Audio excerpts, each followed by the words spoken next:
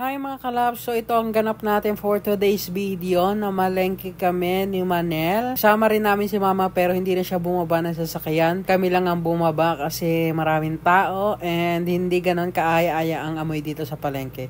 Tsaka madulas yung mga lalakaran. So, ayan yung mga tinda dyan. Bangus, pusit. And karamihan sa mga isda ngayon ay galunggong. Walang kamatayang galunggong. Ayan may tilapia. Pero hindi mo na kami magtitilapia. Ayan mga bagong dating pa ng mga galunggong. Yung tamang-tamang pang prito lang yung kain lahat. Pati buto, pati tinik. So, ayan. Hindi ko pinapakita masyado yung mga mukha ng mga tao. Baka shy type sila. Marami ding mga sap-sap pero parang hindi na mga sariwa. Kaya hindi rin ako bumili. So, tanghali na kami pumunta sa palengke, kaya merong mga store na sarado na, siguro nag-siesta na sila or nag-lunch time na kasi tanghali na to, pero nakita nyo naman marami pa rin tao, marami pa rin namamalengke. Dito nga pala kami pumunta sa may new market kasi mas marami kaming mapipili rito mga variety ng isda kaysa dun sa talipapa sa amin na mas malapit sana yon, pero kakaunti lang kasi yung choices dun eh. So ito nga pala yung binili ko, yung mga bagong dating na galunggong, yung talagang kumikinang-kinang pa yung kanilang mga balat sa sobrang kafreshan.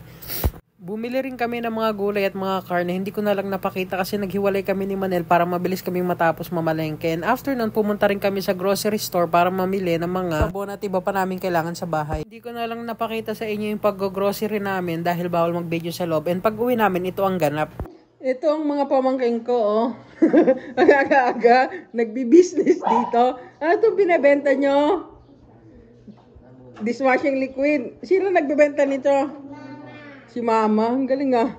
Mabula ba to? Sino magta-try para malaman natin kung mabula? Oh, ba't nagtuturuan kayo? Ha? Oh, si Kuya Rida pa. Hindi. Kailangan isa-shampoo yan eh para malaman kung ano eh. Taga-deliver. Oh, paano may makakabenta? Paano pag sinabi sa labas, mabula ba yung benta nyo? Oh, hindi nyo alam. Sasabihin nyo, ay, hindi po namin alam. Hindi po namin natatry.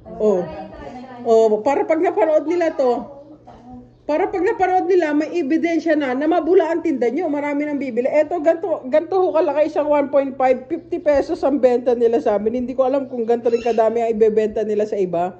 Manila, puro. Ano, sino magta-try? Oh, sige. Oh, buksan ito isa. Buksan. Oh. Kuya Ray, no? Oh. Pag kayo nasa inyo, parang yung landi nyo. Oh, kumakain pa kami, nagbebenta na kayo eh. Oh, dalawang ganto yung binili namin. Sige. Oh. Eh, paano natin maglagay mo? Buksan mo. Sa kami. Kaya nga, konti lang.